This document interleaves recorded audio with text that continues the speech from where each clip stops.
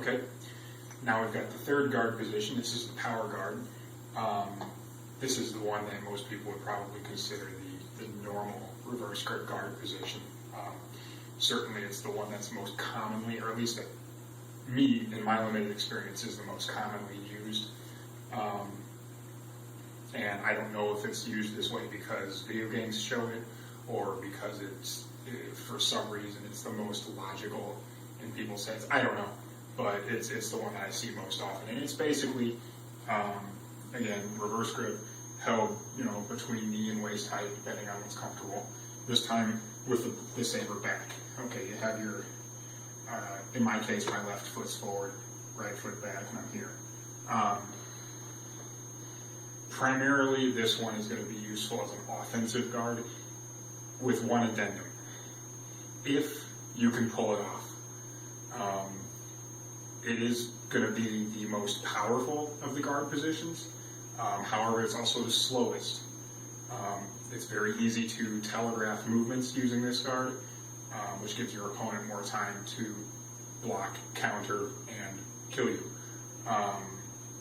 It does, for this reason, it does favor starting at slightly longer distance.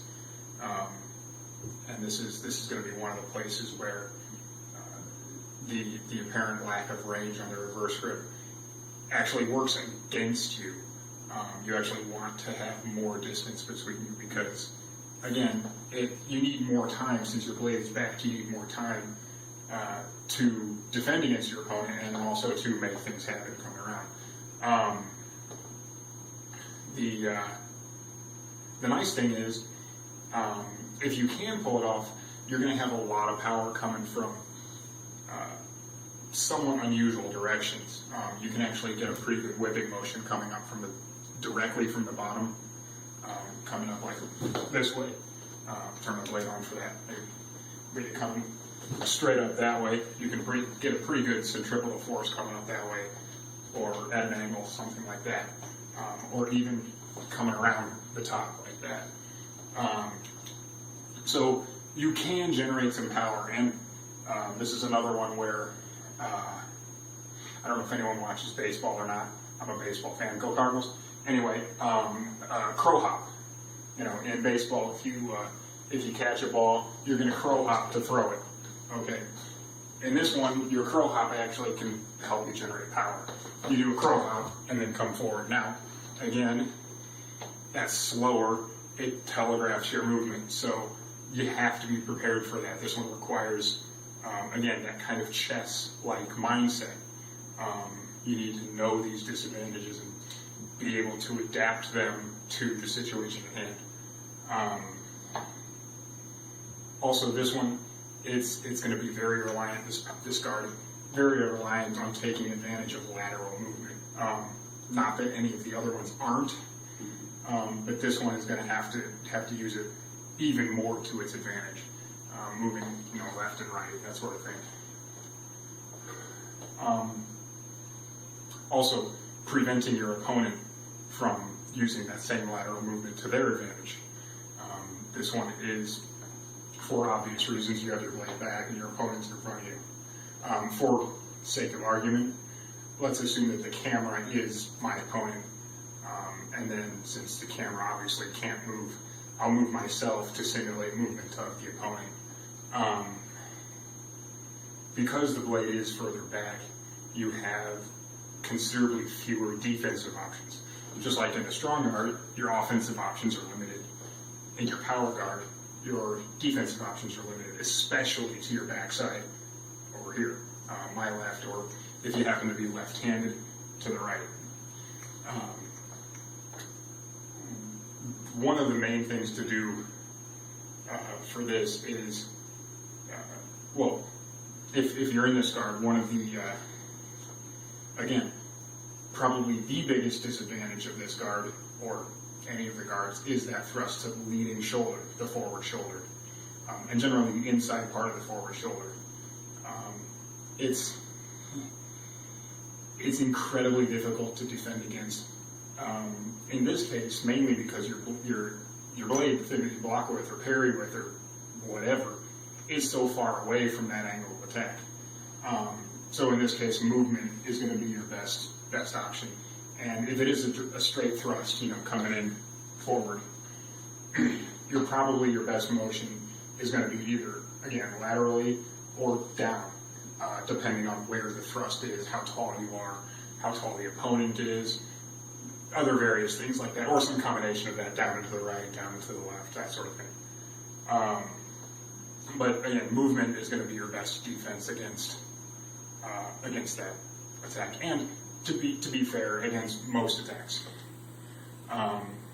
The other one that I've seen people talk about a lot is, if I'm here, my opponent, the camera, moving off to my left here, and then striking from my backside, where basically they put me between them and the weapon.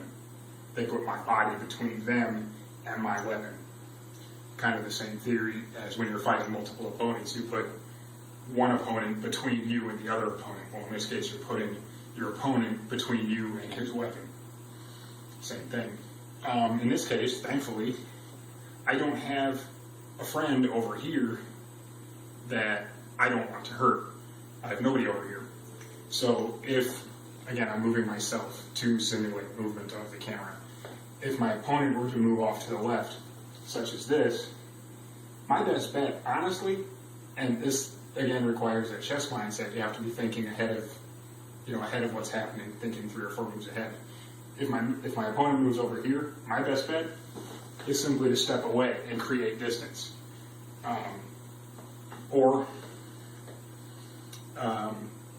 That's the best option. If they come over here, you can try and turn. Probably they're going to hit you before you can do that. If they're here, you can try and turn this way. Better than letting yourself getting hit. The other option you have is ducking, like that. Again, not ideal.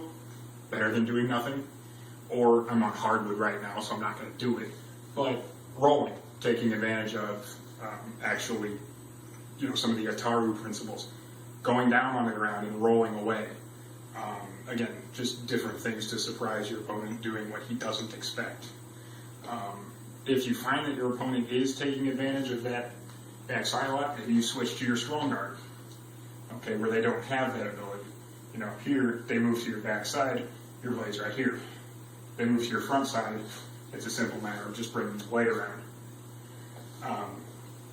So, again, it's that chess mindset. You have to be conscious of it, thinking about it.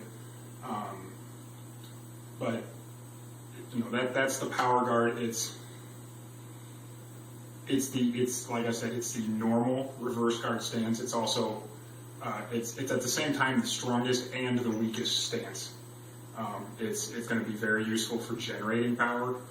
You can use footwork to generate power, like I said, with the crow hop, or with stepping through an attack, and that sort of thing. But it also takes the longest. It takes the most setup, so you're going to have to play with your opponent a little bit to prepare them, I suppose, or trick them into allowing you an opening for something like that, so that you can use it without them taking advantage of the longer prep time, the longer setup time. So that's the power guard, and we'll go on to the Serenity guard next.